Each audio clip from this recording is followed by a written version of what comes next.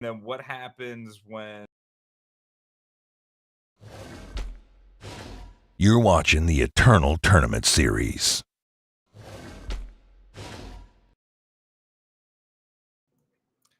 So there I was walking down the street, and there was just a cone of ice cream. It was pretty great. Oh, hi there, chat. We're back. I'm Mark, aka Chibikawaii, and with me is Gabe, aka Calimdir. How are you doing, Gabe? Want to give us a rundown of this matches with Muxosk? Yes. So on here in round 5, we have Muxosk versus Tobboo. Um, Tobboo is a tournament veteran. For those of you not familiar, won at least one weekly, probably more. Typically on Burn, but here we have them on Grenadin. A fairly stock list. I've noticed going through all the Grenadin lists. Everyone seems to have come to consensus on about 2 to 3 Annihilates, 4 Gear Crunchers, 3 Stone Scar Scrappers, etc. And then there's a couple flex slots. Last week we saw somebody running Crimson Fire Moss. Here we have Tobboo running a Dark Return, one Bloodright Collis, and yeah, those are the 2 spicy cards for the most part, just like a few different numbers on things and a little extra. And then 4 Vera's Favors, which is not typical. But the real interesting deck here is Muxosk's deck that we saw briefly, I believe, 2 rounds ago or last round. Yeah. Which Quick is little backup. Justice Primal Shadow stuff. I'm not sure. I'm not sure if I would call it control. But it is very similar to Combre in how it functions, in that it's just a big thing. It's very similar to the deck that we actually just saw, the Justice Shadow Fire decks as well. Play a lot of really individually powerful cards and efficient removal, and win the game like that as we as players resolve their opening. But yeah, this is interesting because it runs a lot of cards you don't typically see, decks like Shelter Wing Rider and Nostrix. But we'll see how this goes. I think typically flyers are very good against. So I'm going to give the edge to Muxosk's JPS control list because he's just full of flyers, silences, and he even has Black Harbingers to deal with the Grenadins. So I think it's going to be an uphill battle for Tobboo. I'll go with Tobboo. I agree with everything that you said, but yeah, I'm gonna go with Tobboo. All right, fair assessment. Tobboo, take it home. And also, I can't. I'm just gonna shorten it to Musk. Okay, because I think that is correct. Yeah, Musk. If I'm still saying your name in a unfortunate way, I will say that Mansu, I believe, was forming a support group for people whose names have been butchered by Mark, aka Chibikawaii. Yes. The support group. Yes, and I've heard some really strong and positive results have been coming out of those meetings, so I encourage you to take advantage. That being said, jumping back over here, not too terribly much has happened. There's just been some power being played on both sides of the board. Tobboo, though, sitting with a Bloodright in hand, going to be able to make their 5th power drop also thanks to this Vara's Favor. Take a look over at Musk's hand, and they got a fair bit of action. They're going to have plenty of answers. They've got the Black Sky Harbingers already in hand, which seems absolutely fantastic. They've got an Annihilate for this Gear Cruncher, should that ever come down. They have a Protect up as well, and a Slay. Mux's hand's looking pretty good. I think Bloodright Collis is actually a really good draw in this particular matchup. So both of these decks want to play really reactively in the early game, just remove whatever threats the opponent is playing. Grenadin can be a little bit proactive in just getting down some sacrifice fodder in early Grenadin drones and things like that. But it's not super important to the game plan. You just want to get some amount of Grenadins dead by the time you're casting Gear Cruncher. Muxosk doesn't really have anything to do until he starts playing his 4 and 5 drops, which he's going to do next turn. But not really a great answer to Bloodright Collis or to... I mean, he does have the Harbingers, but outside of Harbinger, The deck is mostly spot removal, so going wide. It's very fortunate that he's not against an Obelisk deck, which I think he could have a lot of trouble with. But Grenadins, he does have the Black Sky Harbinger answer to. Outside of Black Sky Harbinger, Slay is kind of Slay and Annihilate and all those cards are his answers, and they don't really do anything against most of these Grenadins. Sure, killing Gear Cruncher is fine, but Grenadins can still just beat you down, and especially with Bloodright Colossus. If it wasn't for Bloodright Colossus, then it would just be I kill your Scrappers, your Gear Crunchers, etc., and then Black Sky Harbinger everything else. Because of Colossus, Muxosk actually is under a lot of pressure that he doesn't know about. See, I actually disagree with that because like the amount of units that it would take for Tobboo to get that Bloodright Colossus to a sizable health in order for it to be able to eat through not one but two Black Sky Harbingers on top of the 5/7 owl that's now in their hand that I'm spacing on the name about Shelterwing Rider or Nostrix? No, Nostrix, as well as the Shelterwing Rider. Like there's just too many high powered units for this Bloodright to really punch through. I think. Right, I think it's going to be able to clear out two units, and that's about it. He's going to use it here anyway to just kill the Shelterwing Rider, which I think is fine. But yeah, I think that he's he's okay. Play Gear Cruncher, sure. Okay, but I have to imagine then now there's no way we're not going to see a Black Sky Harbinger, right? Well, we could also just see Annihilate come down. Because otherwise the Sheltering Rider loses its Aegis. Why would the Shelterwing Rider lose Aegis? Because Gear Cruncher has an activatable ability. Oh, Gear Cruncher. Sorry, yeah. I thought you were talking from the Black Sky Harbinger. No. Yeah. Okay, yeah. You still have to pay. You still have to pay 3. Yeah, well, you know. But then, just not doing anything on his turn. It seems reasonable.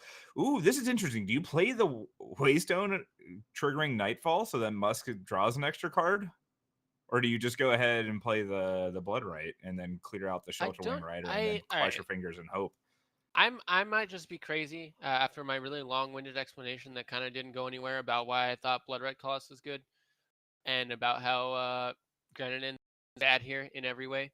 But I really think Bloodright Colossus, I think this matchup is just so bad that Bloodright Colossus is his only way to win this game. Yeah. And it has to be from playing a Grenadin drone. Yep. Or playing a Gear Cruncher. Mm-hmm. Muxosk using his power in such a way that he removes Gear Cruncher but cannot play Black Sky Harbingers. Yep. And then you play a Bloodright Colossus on your now full board thanks to Gear Cruncher and just obliterate the opponent. That I think is the only way this works out, and that is not what's going to happen here. No, that is not. That is not gonna be what happens. I mean, Gear Cruncher is going to be immediately be able to answer the Black Sky Harbinger as it comes down. Won't it be able to? There's going to be no Grenadins. I thought it was in the yard. Oh, nope. Yep, it's in for each of your play. I'm getting these abilities messed up. Who plays this card? I do. But Combust is going to be able to answer this Black Sky Harbinger. Yes. Tobboo's still in a reasonable position, but Muxosk just has so many cards in his hand. His whole deck is flyers. Protect can even save one of them. Like, it's very difficult. Other super sneaky route that Tobboo has to winning, and this is also stretching. I think it's okay. Bloodright Colossus is a stretch, and I think this is equally a stretch. They're both pretty far. Is Madness a Mocto? Okay, and combust it? Yeah, and then combust or devour it, and then try to win in the air or try to fight in the air with your own Mocto flyers. Because Mocto does compete with everything other than Nostrix.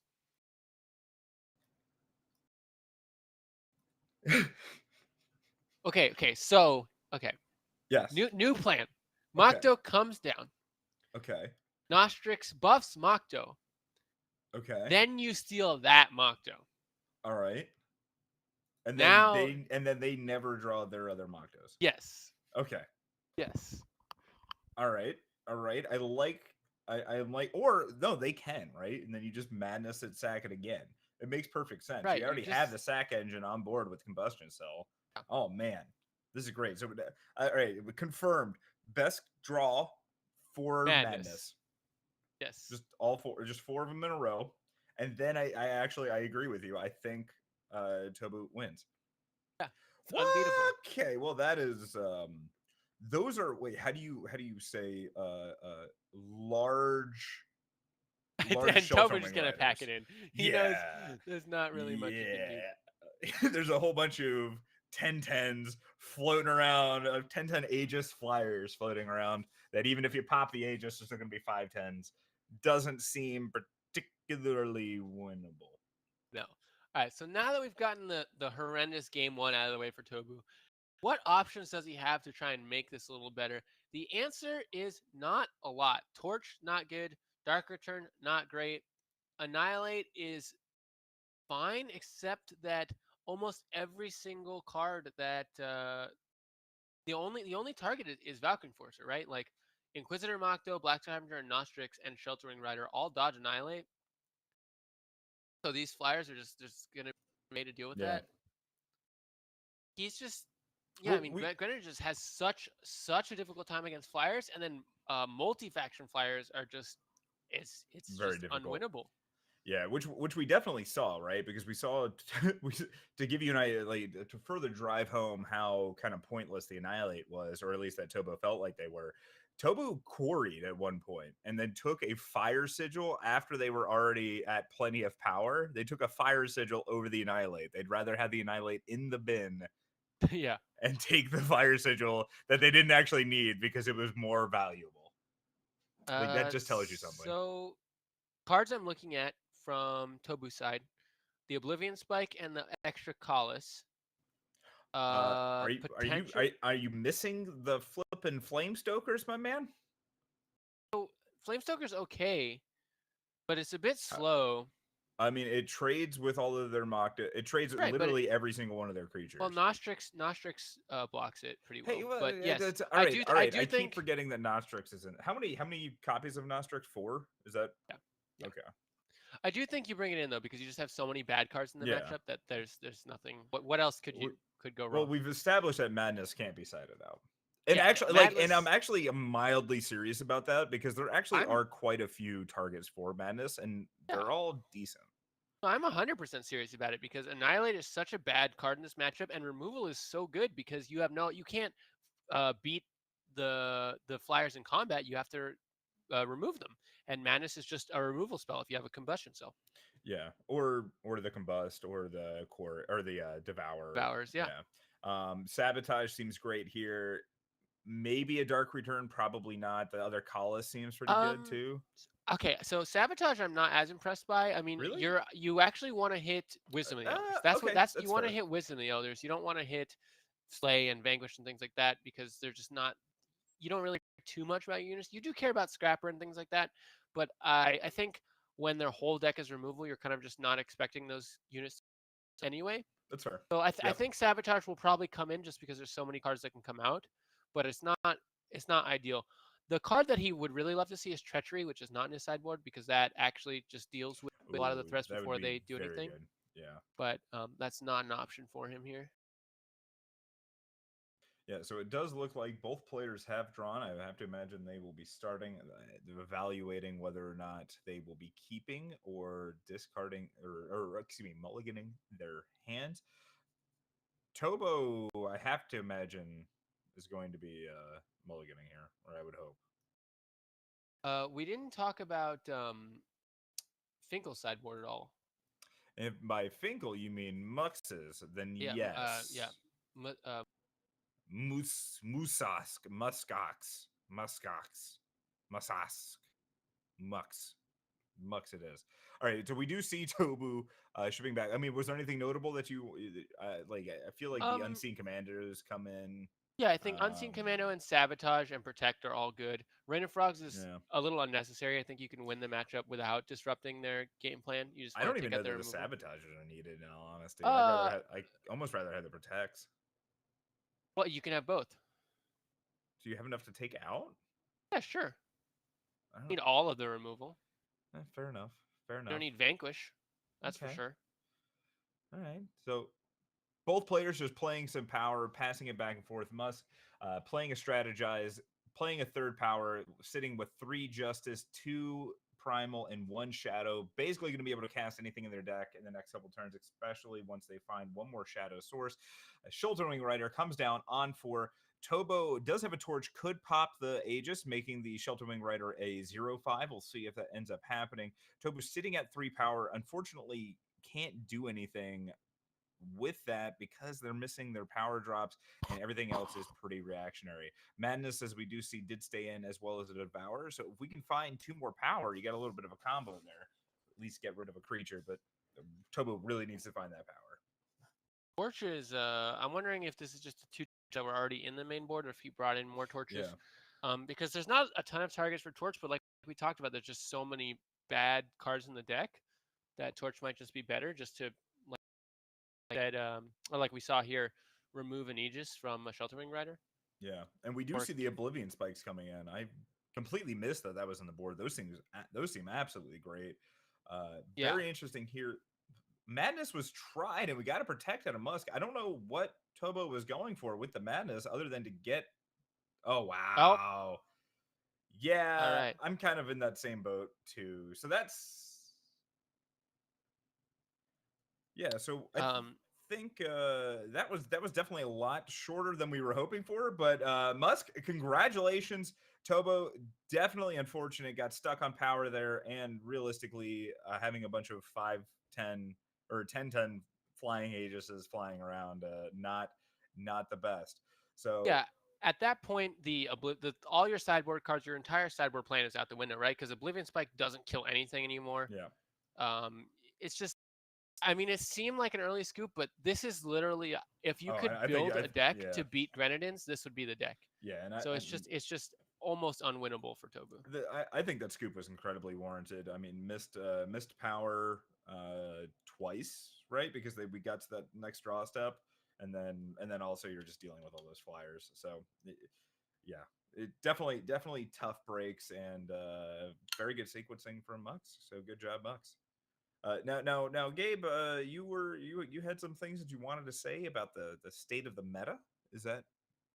Yeah, sure. So a new patch came out, and this for me is an exciting ETS weekend because even though there's not any new cards other than the 3/3 flyer, which I'm not sure if that was legal, maybe we'll get some confirmation on that. But regardless, you could only have 3 copies potentially. But we did get a lot of balance changes, and I was interested to see how that changed the meta. And the most notable one for me was to change the Stature Maiden. It's a lot of new stuff available as far as decks are concerned without actually adding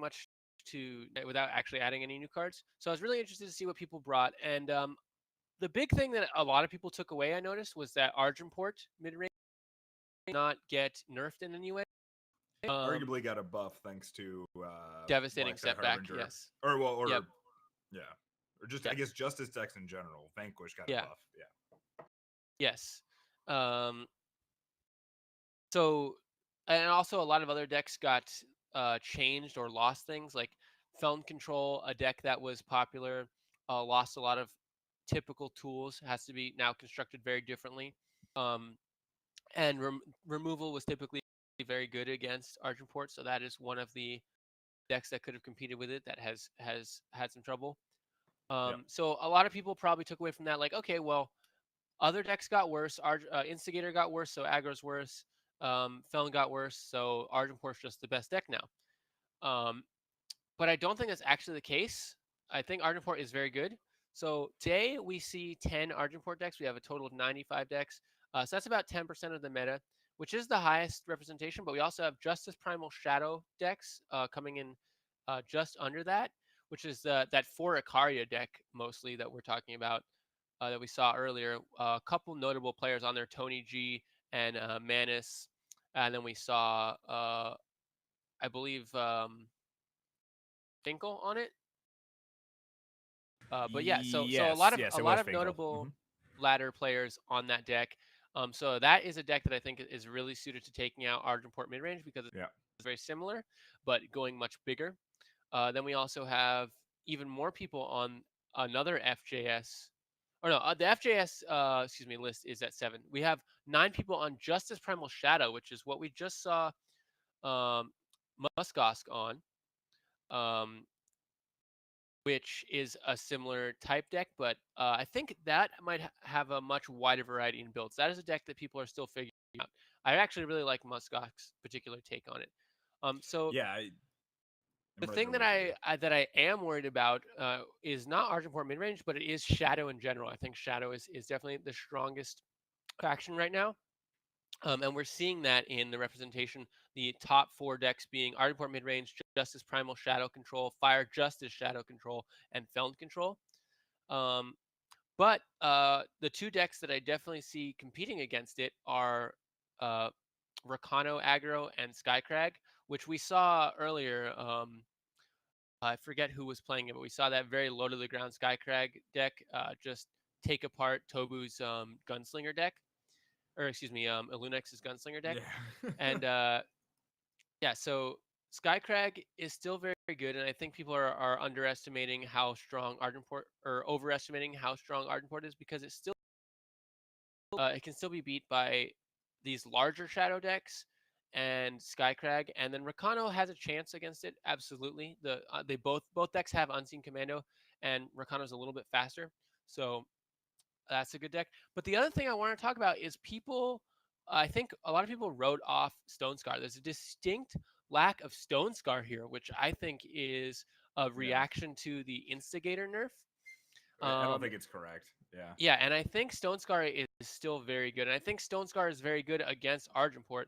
Um, I think now that you just play maybe more, like you just play crests in Stone Scar, you play a little bit of a big game. You maybe play more obliterates and soulfire drakes than you did before, but there's just so much damage that you just can't stop that can come out of Stone Scar still.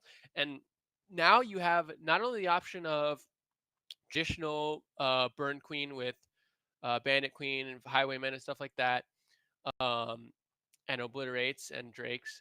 But you also have the option of maybe a bigger burn deck that is more focused on taking out mid-range and control decks, that runs cards like Treachery and doesn't really run any one drops. Just runs the instigators and the big cards, and you can even maybe throw in all 4 Soulfire Drakes in there. Um, and then you Mhm. also now have the option of Stone Scar Gunslingers and any variation in between there. And I think people are really, really underestimating Hideout Pistol. We only have people showing up today with that. We only have 3 people showing up with the Stone Scar Gunslinger list today. And Hideout Pistol can definitely take out a Tavrod or 2. Um, I mean, in combination with cards like Vicious Highwaymen and Bandit Queen, it can do a ton of work. So we'll see as we move into top 8. As after we have 3 more rounds after this, I believe. Um, Yes. No, but no, no. 2 more rounds. 2 more rounds. more rounds. But expect to see a lot of shadow, and then I would not be surprised if we get to see our lone Skycrag and Rakano players make it there as well. No, Um, I wouldn't either. and I'm not. I'll come back to you after the break and give you an update on how Lunix is doing with tech.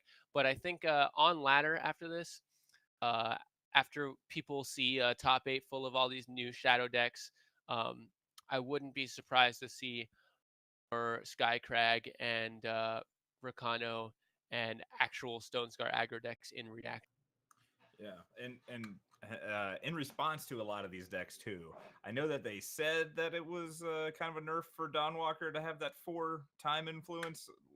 As somebody that's been playing a lot of Dawn Walker in the past couple days, I will say actually hasn't been that big of a nerf if you're playing 2 or less colors. Yeah, and they nerfed Steward at the same time. So Oh, it's so good. Oh yeah, god. yeah. It just, oh, And people still have not figured out a good maiden deck. So despite no. maiden becoming very good now, people aren't really playing that much of it. So Dawnwalker is in a much better place than Xenon Interrogator is also still very much alive and can also very much compete with Argenport mid range because it draws quite a few more cards than Argenport does. Yeah, definitely agreed. So with that, I think we are going to take a little bit of a break here. And then we will be back for round 6. And during that time, we're going to talk a little bit about the team league at the end of round 6. So stay tuned. It's going to be very exciting. I promise.